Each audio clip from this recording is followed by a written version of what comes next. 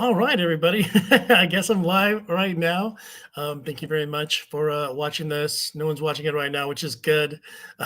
If you watch it later, thank you.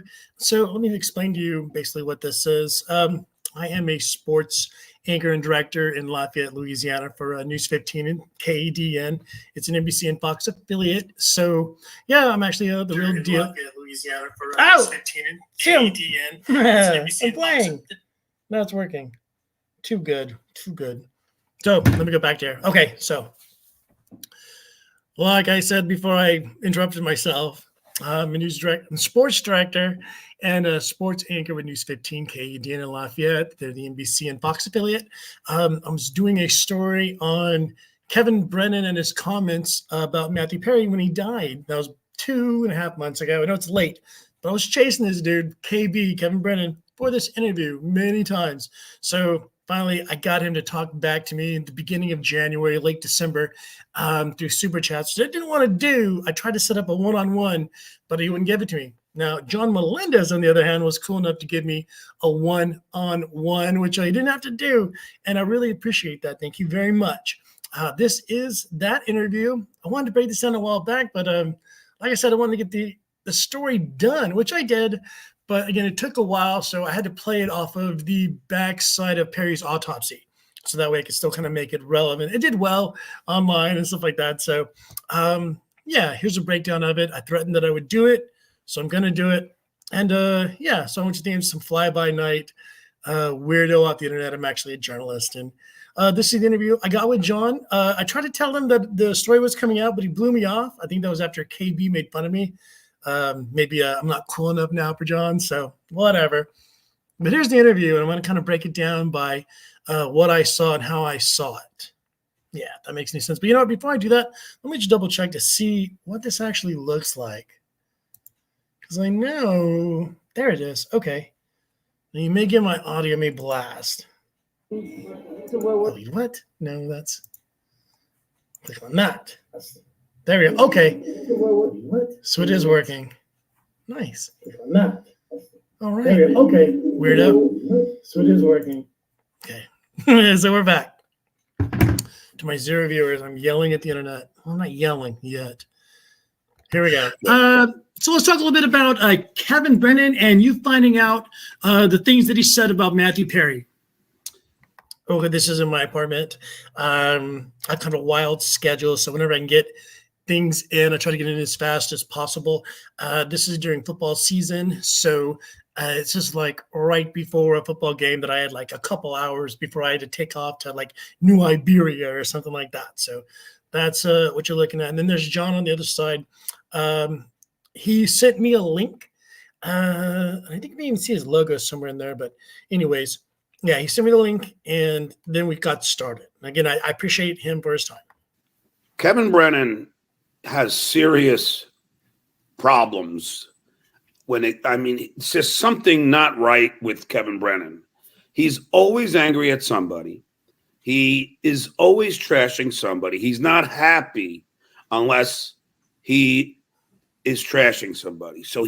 Okay, so that's real funny because they're like best friends 10 minutes ago, and then now they're hating on each other. And this is just kind of John's funny dynamic where every 5 minutes he's either your friend or your worst enemy and stuff like that. Just, again, a good example of where he was at the moment. I think he hates Brennan now again, so who knows as it goes. But at this moment, I think they were kind of friends. I don't know. Here we go. Just loves to just trash people. And, he's very against people that drink, or have a drug problem. Like, first of all, he sends out this tweet about the death of like an icon. I mean, Matthew Perry. I mean, come on. This is Friends we're talking about. I mean, Seinfeld, Friends. I mean, they go hand in hand. And I guess. In fact, maybe they're the same era, both in the 90s, mid-early 90s. Seinfeld and Friends. I guess it'll work. Whatever, John. You get that one. You get that point. I think Friends came after Seinfeld on NBC. But anyway, he goes after I'm a 90s like a baby. guy 70s, who 80s, just 90s. passes. 80s, 90s, not 70s. But he's supposed to be some great comic, but all he writes is ha ha ha ha ha ha ha. I mean, like even the most. I had a girl on my show, she's 24 years old. Okay, so I think this is Kate Meany that he's talking about. So this is kind of good, dude. This will link into the future right now. It's just like a month or something like that. A couple months ago, but you can see where he's like, bringing up Kate Meany. How funny. She's just starting out in comedy, and even she was like he didn't even write a joke. It's just ha ha ha, which is like it's not even funny. At least when Gilbert Gottfried. And now Kate Meany and KB are all together, not together, but like it seems like she is using him to propel her career. And that's kind of obvious, but it's wild how, like, oh my God. And then, oh, now we're all friends with KP. So anyways, keep on going. Was doing the stuff about the Japanese tsunami. He was, at least, even though it was in poor taste, he was making jokes. But Kevin Brennan, he don't do that. He didn't want to. I mean, he just wrote ha ha ha, and I think that's lame. And then when he was called out for it, he said it was funny, and he says, I like it when junkies die. Did you know that? Yeah, I heard a little bit about it. As you know, I do follow the Dabbleverse, and I listen to a lot of this stuff. I don't understand why. I don't know what my fat face is doing. I guess I was adjusting something behind me. I'm like worried about. That's my cell phone. I'm trying to get the lighting correct. Whether I'm trying to use my cell as a light, so that's why you see Johnny Fatface up in your grill. He's Me, not John Melendez. John's cool. Willie Fatface. upset with Matthew Perry, and what was his relationship with him? Did you ever? He's not upset with Matthew Perry. He's upset with everybody. But this was just another opportunity, and look. Yeah, again, I'm checking. I believe my news director is texting me to find out like where I was going to go and what the plan was for the evening and stuff like that while I'm doing the interview. So that's not fair to John. I apologize for that. That's unprofessional, but it's business. Me personally, if I would have done that, I would have been embarrassed. You know what I mean? I would have felt bad. I would just, I really feel bad. I would immediately retract the statement. John never says anything ugly about anybody. He's never retracted a statement or anything like that. I don't know, it's kind of throwing rocks in glass houses. But anyways. I would immediately say my condolences and apologies. See, I was trying to set up my light. To the Perry family. But that's not Kevin Brennan. Kevin Brennan was celebrating it. And not only celebrating, going, look, all you other guys, I'm getting press and you're not. And you know what? I'd rather not get press by doing something that nefarious. Like I'd rather. Loves that word nefarious, man. This is I think when he first started using it, this was a day after. That's why I know it was it's maybe on a Friday. This was the day after Anne Marie had said those things with Casey Armstrong. We're not going to get into that. That's something that is kept out of this. We talked about it for a little bit, but John asked for that to be off the record and to be taken out. So as respect to John, that is definitely taken out. I'm out of my word. If you say it's off the record, it's off the record. So there, I'm not a bad guy. I don't need that. I don't need that press. And he doesn't care. And I went on the air on my show and I went off on him. I think it's horrible. I think it was not only not a funny joke, so at least you could say he was trying to be funny. He wasn't. He was just being hurtful, hateful, and I think he's vindictive or like he's mad that Matthew Perry was a way bigger star than he ever came out to be. I mean, that might be kind of true there. John might be spitting a little truth in the church and it hurts. Do you or him have a personal relationship or had a personal relationship with Matthew Perry or the Perry family? So I'm trying to see if there's like a personal relationship at all between Brennan and Perry, or maybe even John or something like that to kind of strengthen what he's saying so I can add a validity or maybe even get Brennan an out. Maybe there was some kind of transgression between the two, and this is how Brennan is getting revenge, I guess you could say. But yeah, so that's what that question's about.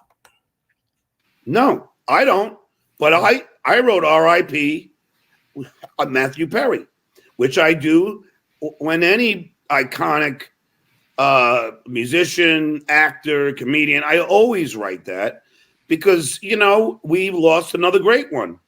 And just because like how I look at addiction, just because a person is addicted to something does not make them any less of a person. It could be from a tumultuous childhood.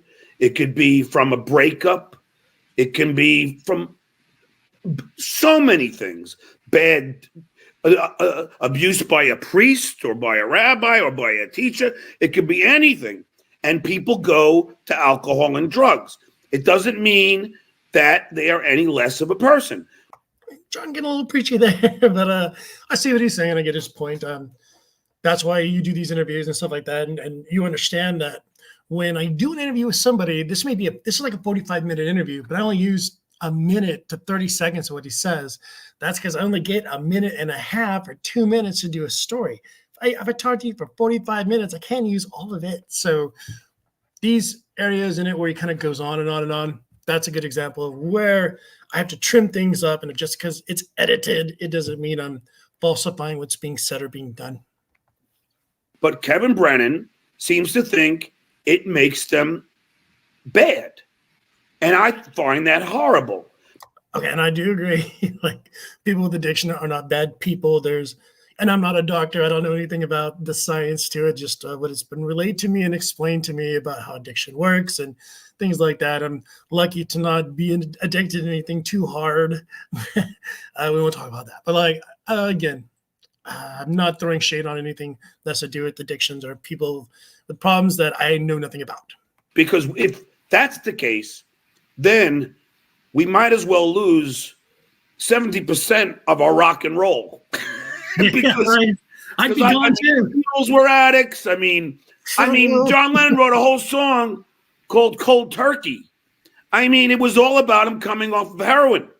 So you have a guy attacking, and he loves the Beatles. So there is a hypocrisy in its own. So he loves the Beatles. Yes, there's hypocrite because he loves the Beatles. So yeah, that's what's funny is this is like an enjoyable John. This is the John that we all know and love and like to have around. So I'm glad you see this nice side, but I guess anybody under stress can act a certain way. So I'm not throwing shade at John. Beatles. There's Lemmy. He would drink. I hung out with Lemmy. He was drinking like bottles of Jack Daniels. I mean, let's face it, the Rolling Stones. I mean, they're clean now, but they were on all these drugs. They'll never die. Mick Jagger and the rest Morrison, of them. Hendrix. I mean, Joplin, Amy Winehouse. The list goes on and on. So for Kevin Brennan to take this, look at Robin Williams. I mean, there's been a lot of addicts. Sam Kinison. I mean, just look at this Hedberg. I believe he was an addict as well. I mean, there's so many. And for him to just attack somebody because of that is, to me, A, cowardly, and B, just like unempathetic, unsympathetic. No compassion, no care for the Perry family. Not at all. The only care was Kevin Brennan getting people to watch his show so he could make money on Super Chats.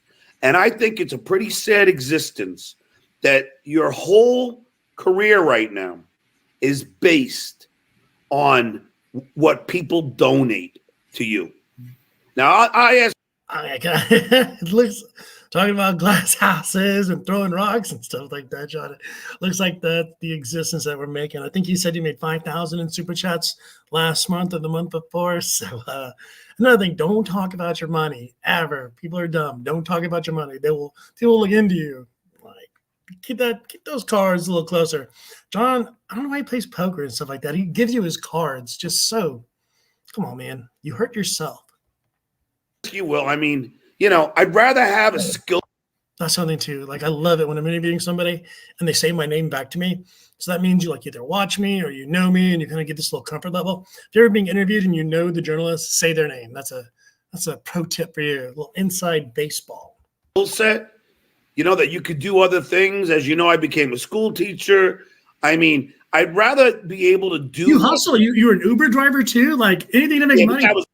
See, I shouldn't have interjected there. He was going on. I'm not the one being interviewed. He is. I kind of lose myself after doing this interview because it's enjoyable. I mean, I'm interviewing starring John Melendez. It's fun. So yeah, that's what that's about. Let's keep going. Oh, and I want to show him too that I work as well, which is dumb. It's not about me. It's about him. It's only for like a week. No, but you worked. You got out there. You put yourself out there. I respect that. Well, I'll tell you something. Man, I worked all my life too. I know exactly what it's like.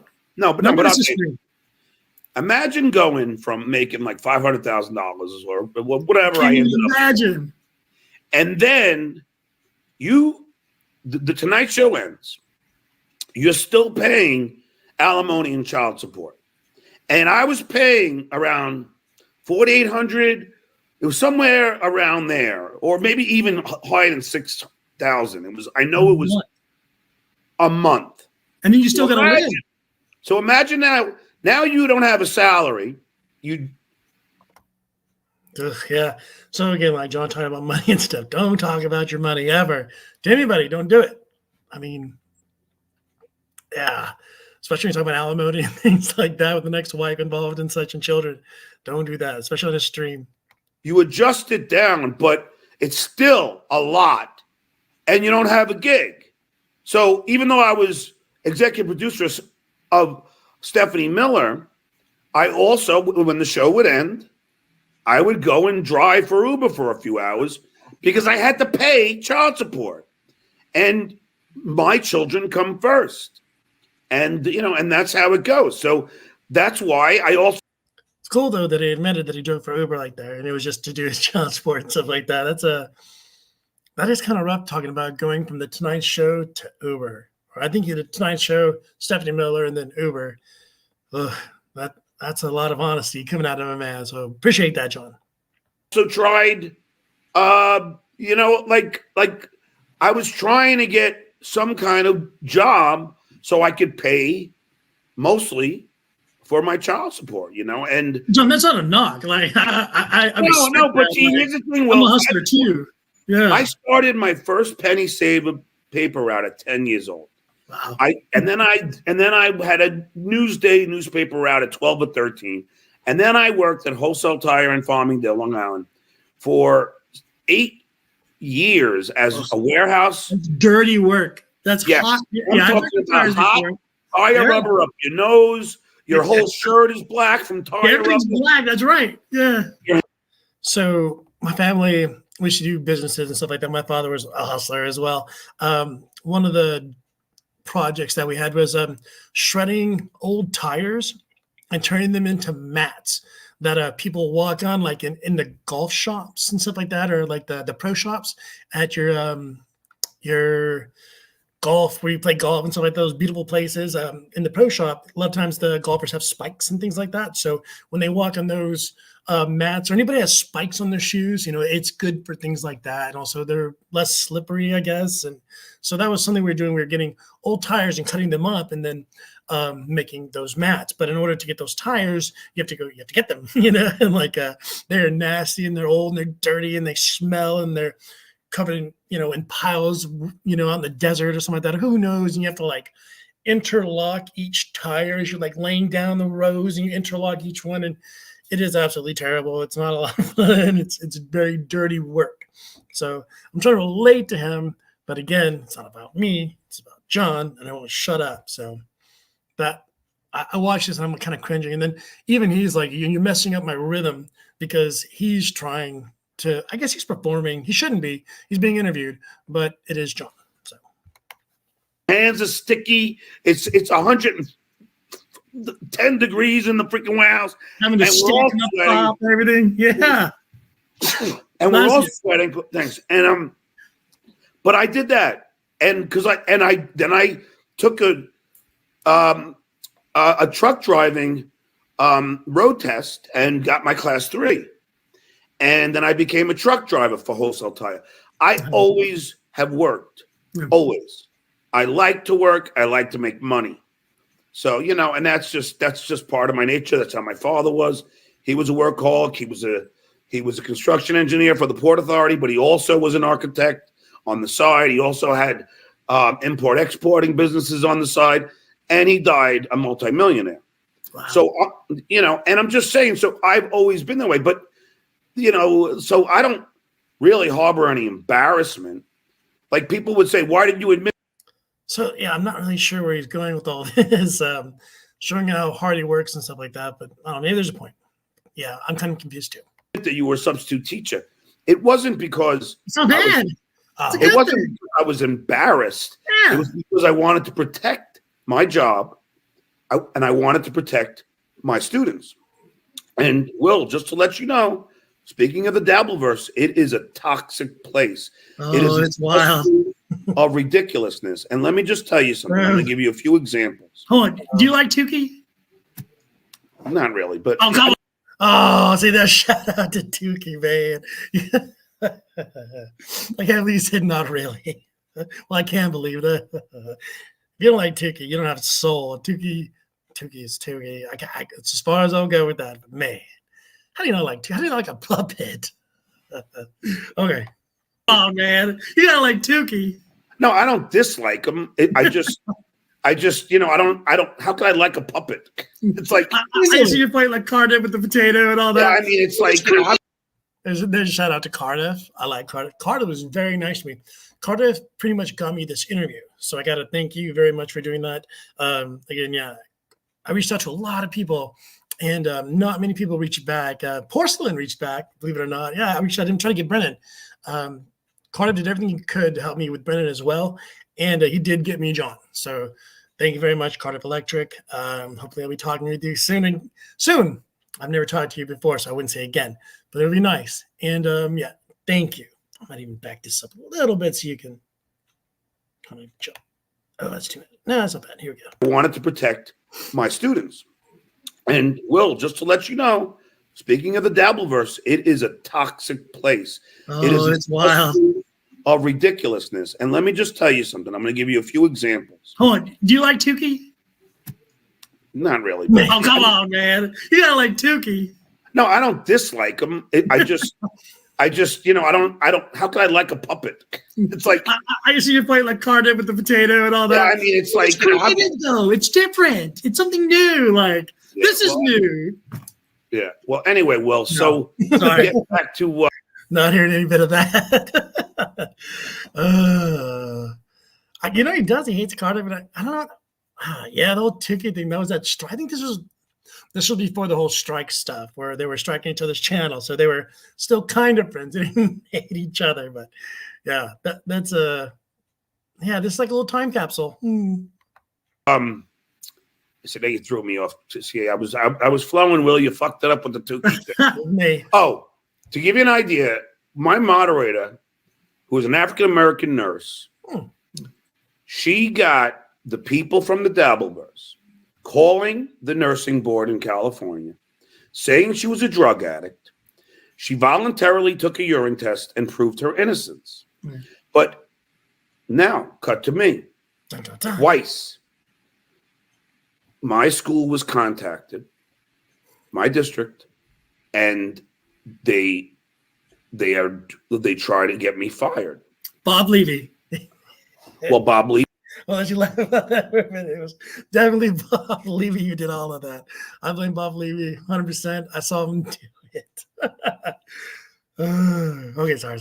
He said he was going to do. I don't know who, but I'm saying that's what they do. And so once when I was teaching, there was I had a student. She was a girl. She took a picture of me, unknowingly to me. I didn't know that she was doing it. She posted it on Twitter, and the Dabbleverse started attacking her. And she got so scared, she took down her whole Twitter account. Okay, so I kind of remember a story that Carl was talking about this, but I thought it was kind of the other way around, where she took the picture of him, and then he bullied her to take down her Twitter account. I don't think she was being bullied by outside sources, but this also may be somebody different. So I guess I'll give John a push on that. And maybe, yeah, because I don't know the full story on this, but I do remember it kind of going the other way, being the other way. So when they say, why did you lie about being a substitute school teacher, is because I wanted to protect the school and my kids. Because, and that's how bad it is. That's why I blame people like Carl Eberger, Heberger. Okay, so this is funny. This is where John is weaponizing me to hurt Carl. And so he spelled his full name, said his name properly. He's going to try to give me all kinds of information on Carl so that Carl gets, so I go after him. I have his personal information now. That's crummy, and I can see right through that. So I think you do too as well. Everybody else does. Just, yeah, when you see it, you kind of like, you want to point it out. And the shitwayer, Shuli, because they do shows and they stoke this kind of hate. And it started, let me just tell you something, Will. It started when I left Stern. When I left Stern. Okay, so great grab right there. Sorry, John. That wasn't on purpose. But I think it's kind of twisting things here a little bit as well. So when we get here to the John part, it is going to get interesting. Here we go. Howard made such a big deal about it and went crazy on Jay Leno, made it very uncomfortable for me with Jay. And then that started the hate. I remember I was opening up for Artie at the Nokia Theater. I said, Artie, backstage, I go, I'm going to get booed. And he goes, no, you're not, John. People love you. I go, no, you don't understand. I left their king. I'm going to get booed. Sure enough, Will, I get out there. Before I could even get to the mic, there's at least 10 people booing the hell out of me. I couldn't get through a joke without boos. So that's that. Now I'm going to magnify it for you, Will, times a billion. Then I pranked Donald Trump. I heard about this. And I embarrassed Donald Trump and make global news. Even Japan asked, because I did it on my podcast. And every newspaper from England to Ireland to France to Denmark, everywhere. Comedian pranks Donald Trump. You don't think then all the maggots, they came out of the woodwork and they were on me. What does this have anything to do with the Kevin Brennan interview and the Matthew Perry comments and his relation to Brennan? Where are we at the moment with this thing? I'm so baffled right now and very confused. So, yeah, I guess we'll keep rolling here, John. And now Carl and the dues payer start stoking this hate. Keep on goofing on me, trashing my children, 2 of which were minors, and along with Anthony Cumia, who apparently had a quadruple bypass, because I don't even believe it, because I don't think he has a heart. But just couldn't resist taking shots there at Cumia, could he? Any shot he gets, he just goes after him, man. Goodness gracious. Come on, John. Again, let's stay on topic, buddy. But they all start this train of hatred. And really, the only thing I was guilty of is leaving Stern for a much better job and a better opportunity. I'm an NYU film and television grad. From what we believe. I want to hear NYU say it. I want to hear it from their lips. I'm going to give John the benefit of the doubt. I'm going to say that he is a graduate from NYU. He's going to get that. He's going to get it. I'm going to give it to him because, that'd be really bad, fake dad. You know what I mean? But I don't know. That's not something I want to call NYU to find out about. Give him a break. Always wanted to work in TV. My manifest destiny, if you will, was always LA. When I left, even Baba Booey's wife, Mary, on the speakerphone in Gary's office said, John, we are so jealous of you. Hence the we, because I got out. So all Howard Stern's community is jealous of John. Howard Stearns is jealous. Robin is jealous. Baba Booey's jealous. Meanwhile, they're making millions, but they are jealous right now of John. Well, maybe this is early on. So maybe they were a little jealous that, I mean, I guess every radio person wants to take that next step to be on TV. I guess, I don't know. But it seems to be the logical path unless you're making a certain amount of money in another direction, which I get that as well. But I think the guy from Howard Stern's too, The Tonight Show is huge. But as we know, as he went further on, he was put in the crowd and he was kind of relegated to being, in the background. So there is, you got to give him what he got. But then again, once he got it, what he did with it is another story. And then he can also argue that what he did with the Howard Sterns, catapulted him to that. So he did do something right. But as you know how the history goes, it doesn't work out as well for him. So we'll keep going. And there is an old adage. It's old, but it's true. And it was told to me by my vocal coach, Maurice Tobias, who I went to when I was preparing to be the announcer on The Tonight Show. She said, John, when you put a bunch of crabs in a bucket, eventually one crab is going to try and get out, and the others grab it and pull it back in. And she said, now look at your peers on the Stern Show. Look at your colleagues there. Because when you get out, they have to say, what does it say about me that I couldn't get out? Then they have to be mad at you. How dare he leave and get out? So there's a jealousy, and then it's a self-reflection on them that they couldn't get out. Fred wanted to audition for SNL. He had it with Howard's abuse. Baba Booey wanted to be the MTV a VJ.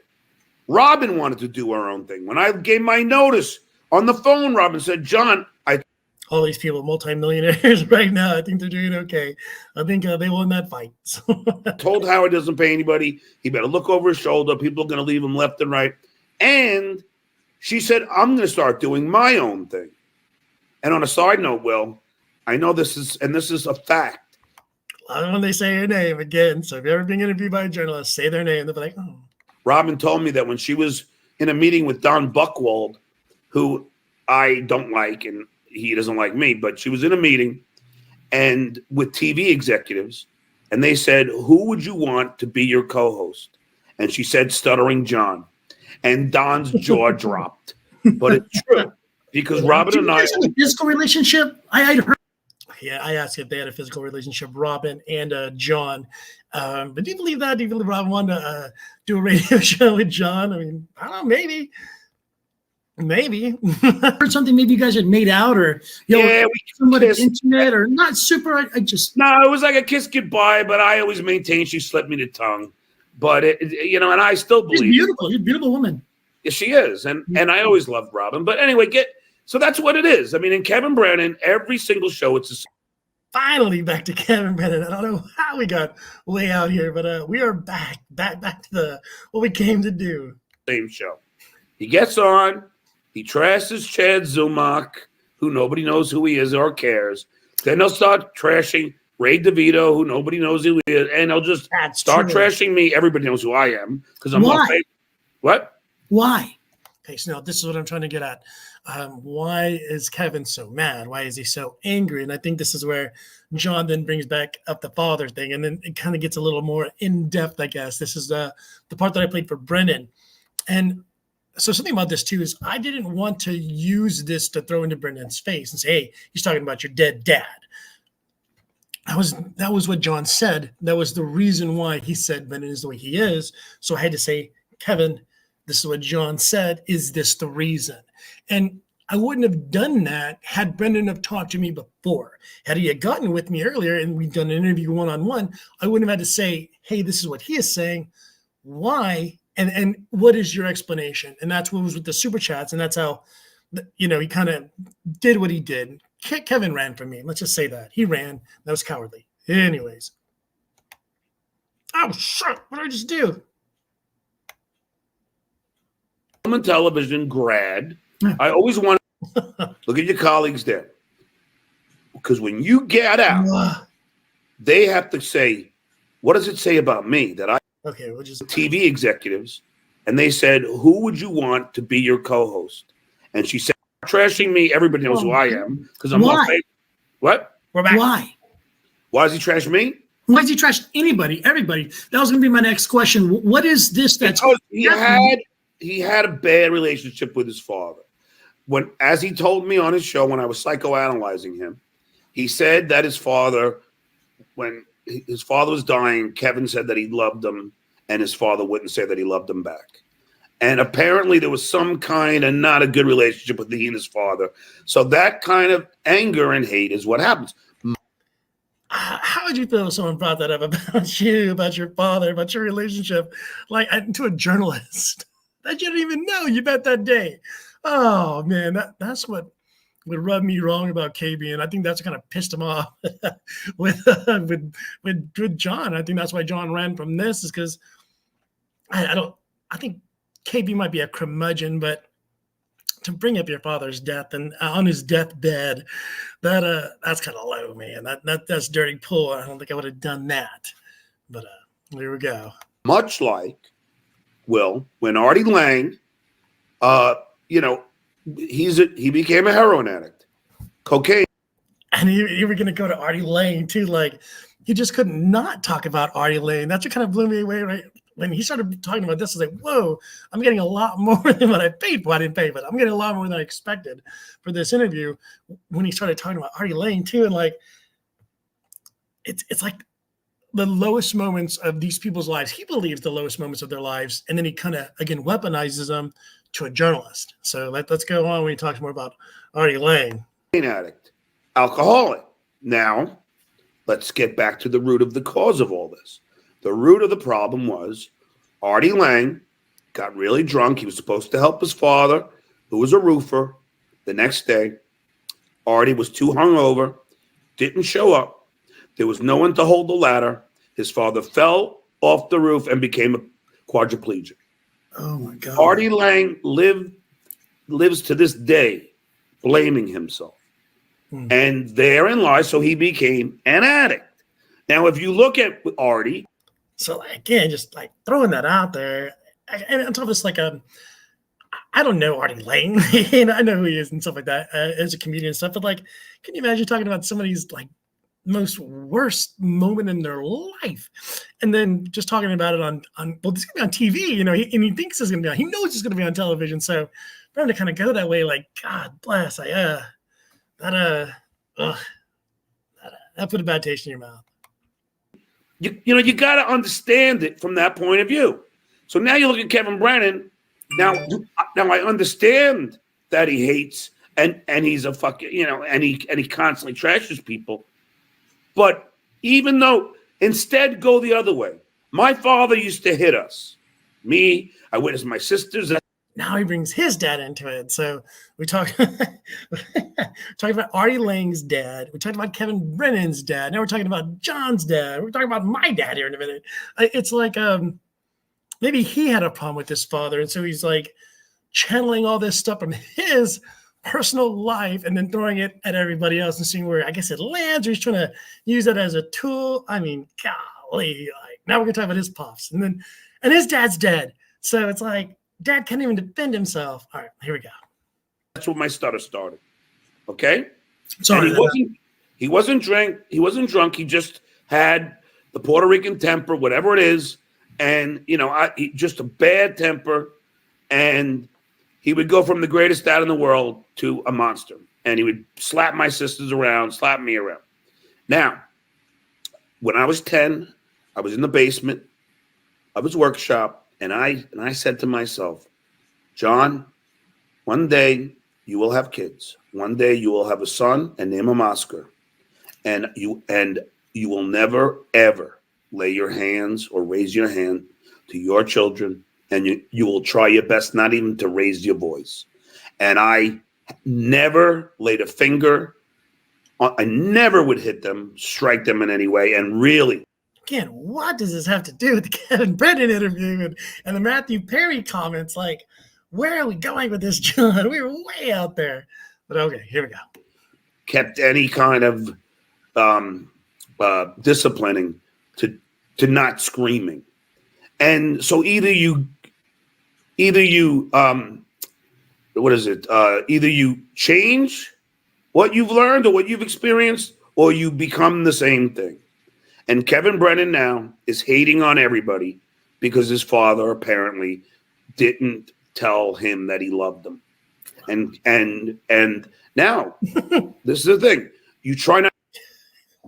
Kevin's comments were absolutely priceless when that was thrown in his face when John was there. He said he was dying. He had shit to do. I don't hate KB. I think the man is funny. I just think he's kind of a jerk sometimes. You know what I mean? But the guy had things to do. I mean, that is true. That fair. But John, man, throwing that in your face, man. To repeat the behavior. So here you have Howard Stern. His father put him down. Another dad. Constantly. So now, and Howard Stern does his show and repeats the behavior and trashes all of us and everybody in the world because he's angry at the world. And that's what happens. You have to make the choice to either repeat it or fix it. And I fixed it.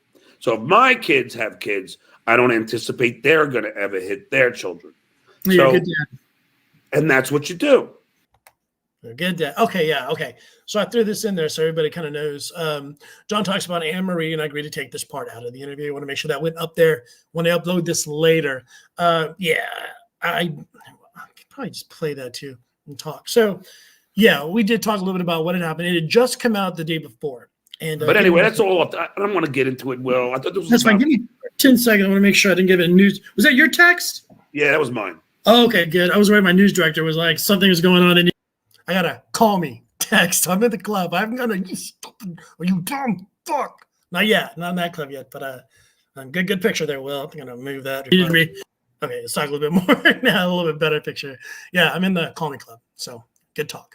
But they don't. So that's good. If you're trolling me, and that's the whole kind of, if that's the focus of it. So like that's what kind of threw me off. I guess you always got to be worried you're being trolled if you're stuttering John Melendez, you know? I wasn't, as you know, I was doing a story. I did a story, and he was a part of it. I was literally just trying to get this. He is the one that went off. But when you got, you know, and I'm going to say a celebrity, pseudo celebrity with you, who's giving you all this time, and I didn't have any place I needed to be. So, I mean, let it roll, and it did, and it went well. Well, and it was a good interview. But here's where he starts to worry that I'm one of the trolls. And, you know. Oh, no. I want to do a story with this. Like, I do sports normally, and I love sports. But are you trolling me now? I agreed to this because I thought you were legitimate. John, I'm not trolling you. This is for a story I'd like to do. All right, but I don't want it to be about Anne Marie. No, it's not. I was asking about that because I'd like to do something later with that. But if you say you don't want to, then that's okay. Well, as per her request, she regrets it. She knows it didn't happen. I'll send you her text if you'd like. I will text you. You don't have to. Like I said, John, that isn't the point of this. That it just happened a couple of days ago, and I was literally driving back from the football field. Yeah, and that's my point again. It had happened, so I did have to bring it up because, you know, I'm a journalist. It's part of the news. It is new. It had just happened. But it's not my point to this. And again, I took out that big chunk of the interview that y'all didn't see because of that. And that's what that's referring to. So I think I'm answering my question is, why did he think I was trolling him? I guess I could see him thinking that I set all it up just for that knockout punch. But it wasn't. I'll knock you out, but not like that. I'm not one of those journalists. No. Yet. No. And it was. You can understand when I hear that too. I'm like, wait a minute. No, it was like something you would do, which is why I would want to ask you. No, yeah. It was Vince the lawyer. I had just done my show, and I'm lying on this very couch, and Vince the lawyer texted me, John, KC is fucking making these accusations, and I'm like, what? I didn't know who he was talking about, and then when I found out, I was at the pub, and I just texted Anne-Marie. She emphatically denied any of this ever happened. I didn't threaten her, bully her. She just said it never happened, John. I was just mad. I'm so just in case. Carl, I started my YouTube stuff with like Tommy C. And I was married for 13 years. Come on, man. It makes sense. That's what I was trying to tell you. Like I didn't understand. So let me just jump on to another topic so I kind of get all the bases covered. Surely that I can, and Carl, okay, so like, yeah, this is, I'm trying to, since we're off of the Brennan thing, we're on another reservation. This is a part where I want to know, why is he so mad? What's in his head? What's going on there that's set him into motion to like be on this death spiral with Shuli forever? Like, I don't think these guys will ever, pop up together holding hands one day. Like, this is like a kill on sight kind of thing. I'd hate to have to live with that in my heart. If I see somebody, I want to kill him. But yeah, this is where I try to get to the root of that, and we'll see where it goes. I started my YouTube stuff with like Tommy C in 2016, the commentary community, and then kind of morphed over to Ethan Rao, the Nets sector, and then listening to Dick Masterson, who then got me listening to Carl, who then got me listening to you. So it kind of makes its way all the way around. They have kind of made a cottage industry on giving you a hard time. I can't imagine how much money they've made in the past and that they're still making. How did this happen? How did this come to be? Where did this anger between you and Shuli and Carl come from? Not from me. Not from me. You think see, it's John likes to, not from me, wasn't me. I think it takes two to tangle in this. I guess I misspeak a little bit in this, and we'll let it kind of go through. I know who Carl Heberger is. I mean, the guy's never done anything of any significance. Notice how he says Heberger to make sure that I know his name. He reinforces it. So if I do anything later, I can go after Carl Heberger, H-E, blah, blah, blah, blah, blah, blah. I mean, that's bad. You can tell, too, when they're doing that. Significance in the entertainment industry. I didn't know who he was, and it's just me and my producer, Royce, were doing a show. Carl had this Who Are These podcast where he reviews a podcast. He reviewed my podcast. I mistakenly was like, Royce, how could he play clips of our show? I mean, I didn't know what fair use was. Because I reacted negatively, he then said, ooh, I picked a scab that I can keep picking. He realized I'm Googled over 7 million times, and he decided to just, wow, I can make money doing this. And then he started doing it, and then Shuli started. Shuli asked him if he could do it too. And as Carl says, because I was doing a show every day, there was plenty of Stuttering John to go around. So Carl said, sure. But then Shuli decided to do it twice a day and ran it into the fucking ground. And like, it's really.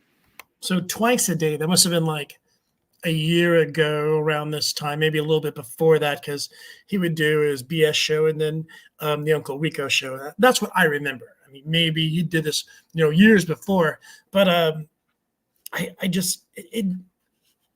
he's kind of skipping ahead to this because there had to have been something before where he was angry about it. And that's what I'm trying to figure out.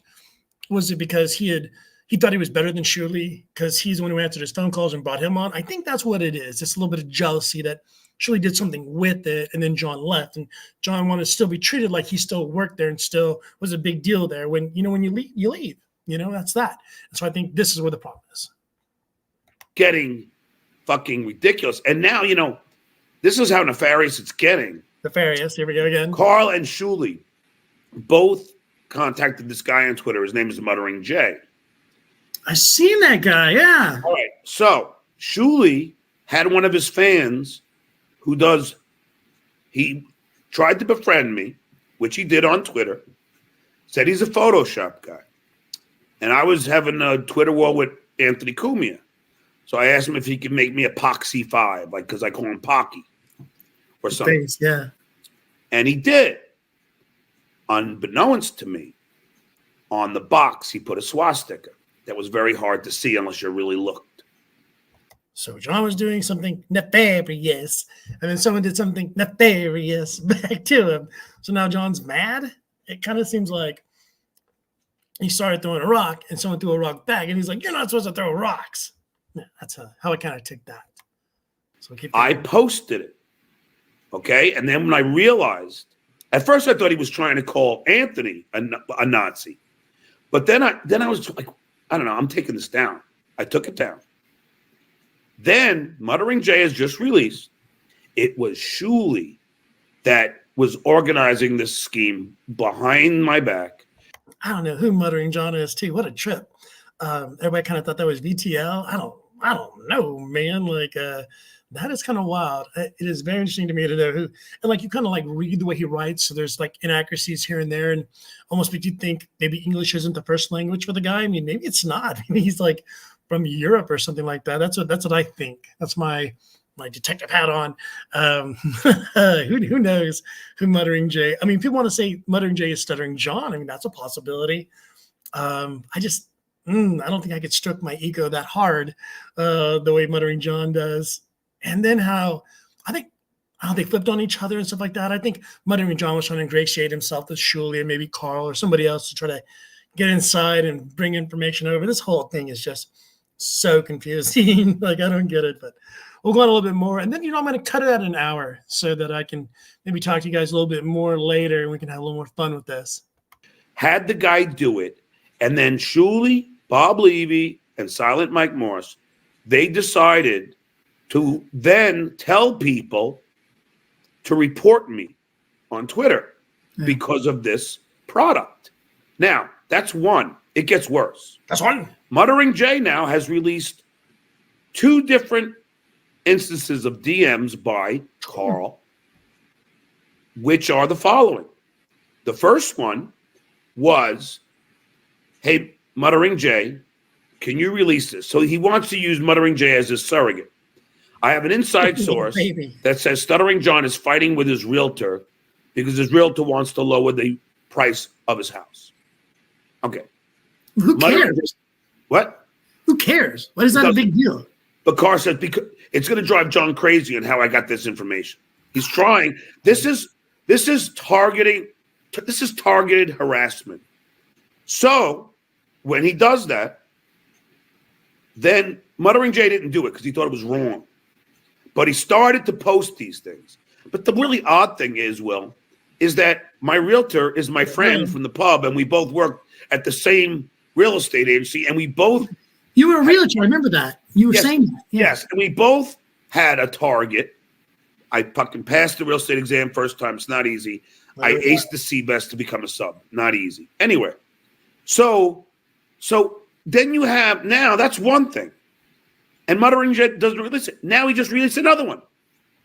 Carl saying that I owe my attorney, Michael Popak, who sued Sirius, right, that I still owe him thousands of dollars. What? Pro bono, if I remember correctly. Yes. Yeah. Did it pro bono, but I did have to pay for all the filing fees. It cost me like $4,500 out of my own pocket. God bless. But now Carl goes, post this. John shafted him as usual, and he then blocked Popak's email address and phone number, all which is untrue. Well, so Muttering Jay is targeted. It's really. So I guess I have to ask Carl if he blocked Michael Popak to see if that is true. If that is true, then shame on you, Carl. I wonder why you would do that, or why maybe he was trying to serve you, or I don't know. I'm just guessing too. So I do not know the answer to that, but it is interesting. And I think that's where I'm going to leave you guys. We're going to maybe do the rest of this later. I got to find out what part. Oh, 28 minutes left in it. So yeah, we'll do another 30 later, and then I'll kind of interject my opinions and what I see through this. But yeah, not bad for our first one. Nobody commented. I'm going to comment on myself. So, gangsters.